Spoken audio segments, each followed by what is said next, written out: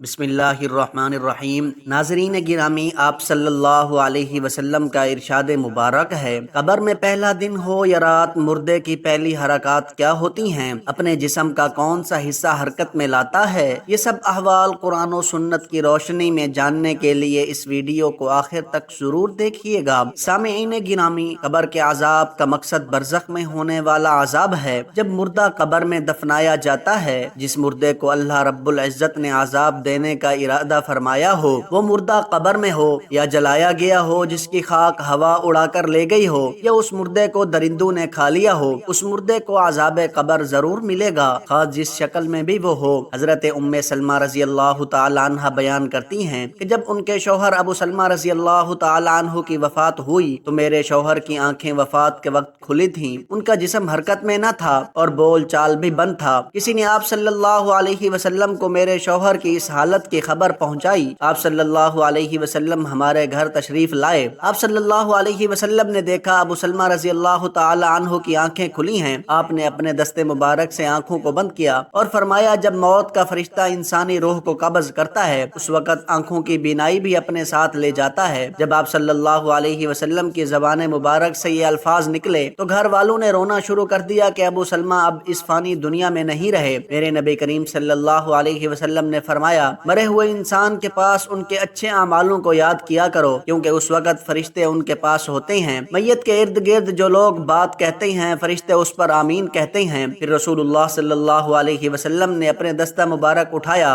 اللہ رب العزت سے ابو سلمہ کے لیے دعا فرماتے ہوئے فرمایا، اے اللہ، ابو سلمہ کو قبر کے عذاب سے محفوظ فرما اور ان کو تو اپنے خاص بندوں میں جگہ عطا فرما جن پر تو نے اپنا انعام فرمایا، اور ان پر اپنی رحمتیں برسا، ان کی قبر کو رحمت کے نور سے منور فرما۔ ہمارے پیارے نبی کریم صلی اللہ علیہ وسلم کے اس دعا مبارکہ سے ثابت ہوا، جب مسلمان کی میت قبر میں جاتی ہے، اگر نیک اعمال ہوں اس کی قبر میں اللہ رب العزت نوری رحمتیں عطا فرماتا ہے۔ اگر غیر مسلم مر جائے یا کوئی گناہگار مر جائے، اس مردے کو قبر اتنا تنگ کر دیتی ہے کہ اس کی پسلیاں ایک دوسرے میں گھس جاتی ہیں۔ اس دنیا سے جانے والوں کے لیے پہلا خطرناک مقام قبر ہے۔ اگر انسان اس پہلی منزل یعنی کہ قبر کے عذاب سے سرخ روح ہو جائے تو باقی سب منزلیں آسان ہو جاتی ہیں۔ اس لیے میرے آقا صلی اللہ علیہ وسلم نے فرمایا، مرنے کے بعد میت کو بہت سی منزلیں طے کرنی ہوتی ہیں۔ سب سے پہلے قبر کا سوال ہوتا ہے۔ اگر مردہ قبر کی سختی گرمی سے آزاد ہو جائے تو باقی منزلیں کچھ آسان ہو جاتی ہیں۔ حضور نبی کریم صلی اللہ علیہ وسلم کا ایک مرتبہ قبرستان سے گزر ہوا تو آپ صلی اللہ علیہ وسلم نے قبر کے عذاب کے متعلق بیان کیا۔ فرمایا، اگر مجھے اس بات کا ڈر نہ ہوتا کہ تم قبر میں مردوں کو دفنانا چھوڑ دو گے، میں اللہ رب العزت سے دعا کرتا کہ تم لوگوں کو قبر کے عذاب کے متعلق آگاہ فرماتے، اسی طرح جس طرح میں دیکھ اور سن رہا ہوں۔ جب آپ صلی اللہ علیہ وآلہ وسلم قبر کے متعلق بیان فرماتے تو صحابہ کرام قبر کے عذاب کے ڈر سے سہم جاتے اور رونگٹے کھڑے ہو جاتے۔ آپ صلی اللہ علیہ وسلم نے فرمایا، قبر کی پہلی رات کے لیے ہمیں اللہ رب العزت کی عبادت کرنی چاہیے اور قبر کے عذاب سے مغفرت کے لیے دعا کرنی چاہیے۔ اگر تمہاری یہ پہلی سیڑھی یعنی قبر کے عذاب سے بچ گئے، گویا آگے کی سختیاں آسان ہو گئیں۔ آپ صلی اللہ علیہ وسلم نے فرمایا، قبر کے عذاب کی سختی سے زیادہ میں نے آج تک کوئی بڑی سختی نہیں دیکھی۔ آپ صلی اللہ علیہ وسلم کا فرمان مبارک ہے، میت کو قبر کے اندر داخل کرنے کے بعد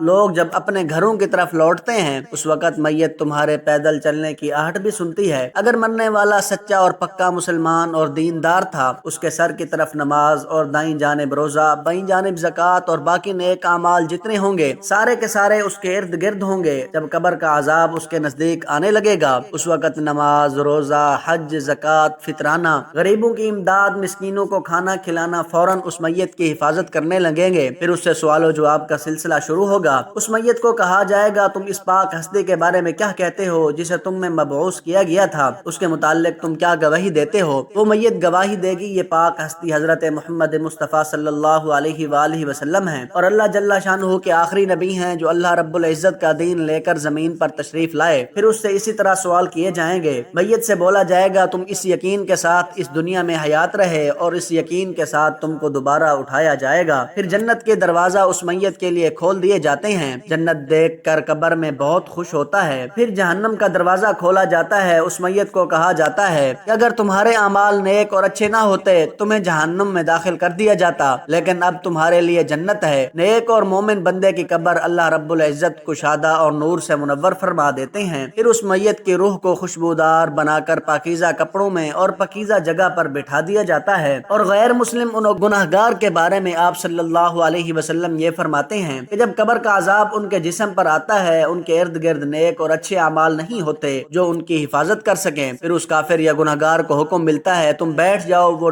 ڈرتا ہوا بیٹھ جاتا ہے۔ پھر آپ صلی اللہ علیہ وسلم کے بارے میں پوچھا جاتا ہے، اس پاک ہستی کے بارے میں اسے کچھ پتہ نہ ہوگا۔ پھر اس کو نبی کریم صلی اللہ علیہ وسلم کے متعلق بتایا جائے گا، پھر بھی وہ کہے گا مجھے کچھ معلوم نہیں۔ پھر اس مردے کو جنت کا دروازہ کھول کر دکھایا جائے گا اور اس کو کہا جائے گا اگر تمہارے اعمال نیک اور اچھے ہوتے تو جنت میں تمہیں گھر دیا جاتا۔ پھر اسے جہنم کے دروازے کے پاس لے جایا جاتا ہے اور اس سے کہا جاتا ہے اب تمہیں یہیں رہنا ہے، اس لیے کہ تم نے ساری زندگی گناہ کیے ہیں، نیک اعمال نہیں کیے۔ وہ جہنم کو دیکھ کر حیران اور پریشان ہو کر رو کر عرض کرے گا کاش میں نے گناہ نہ کیے ہوتے، اچھے اور نیک اعمال کیے ہوتے، کاش آپ صلی اللہ علیہ وسلم پر ایمان لایا ہوتا اور آپ کے بتائے ہوئے راستے پر چلتا تو جنت میں گھر مل جاتا۔ پھر اس کافر کی قبر کو اللہ رب العزت اتنا تنگ کر دیں گے، یعنی کہ سکیڑ دیں گے جیسے گیلے کپڑوں کو سکیڑ کر پانی نکالا جاتا ہے، اس کی پسلیاں ریزہ ریزہ ہو جائیں گی۔ اللہ رب العزت کا ارشاد گرامی ہے جو بندے میرے احکامات پر عمل نہیں کرے گا اس کا میں یہی حشر کروں گا، اس کی قبر کو سکیڑ کر اس کی پسلیاں ریزہ ریزہ کر دوں گا۔ حضرت ابن عمر رضی اللہ تعالیٰ عنہ فرماتے ہیں آپ صلی اللہ علیہ وسلم نے ارشاد فرمایا جب کسی انسان کا انتقال ہوتا ہے تو اس کا ٹھکانہ پیش کر دیا جاتا ہے، اگر وہ اہل جنت میں سے ہے تو جنت کا مقام، اگر اہل جہنم میں سے ہے تو جہنم کا مقام دکھا دیا جاتا ہے اور کہا جاتا ہے تم نے اب یہاں رہنا ہے اور قیامت کے دن اللہ رب العزت تمہیں اٹھائیں گے۔ اسی طرح حضرت عائشہ رضی اللہ تعالیٰ عنہ فرماتی ہیں ایک مرتبہ یہودی عورت آئی اور قبر کے عذاب کے متعلق بات کرتے ہوئے حضرت عائشہ رضی اللہ تعالیٰ عنہ کو دعا دی اور کہا تمہیں اللہ رب العزت قبر کے عذاب سے بچائے۔ اس بات پر حضرت عائشہ رضی اللہ تعالیٰ عنہ نے آپ صلی اللہ علیہ وسلم سے عرض کی یا رسول اللہ صلی اللہ علیہ وسلم کیا واقعی قبر میں عذاب ہوتا ہے؟ آپ صلی اللہ علیہ وسلم نے فرمایا قبر کا عذاب تمہارے اعمال ہوں گے، قبر کا عذاب برحق ہے، جیسے اعمال ہوں گے ویسا سلوک ہوگا۔ حضرت عائشہ رضی اللہ تعالیٰ عنہ فرماتی ہیں میں نے ہمیشہ آپ صلی اللہ علیہ وسلم کو پانچوں نمازیں پڑھنے کے بعد دعا میں قبر کے عذاب سے پناہ مانگتے ہوئے دیکھا ہے۔ آپ صلی اللہ علیہ وسلم نے ارشاد فرمایا زندگی میں استغفار کثرت سے پڑھا کرو اور قبر کے عذاب سے کثرت سے پناہ مانگا کرو، اور اچھے نیک اعمال قبر کے عذاب سے ہمیں بچا سکتے ہیں۔ اللہ رب العزت سے دعا ہے کہ اللہ رب العزت ہمیں نیک اعمال کرنے کی توفیق عطا فرمائے اور ہمیں قبر و حشر کے تیاری کی بھی توفیق عطا فرمائے، آمین ثم آمین۔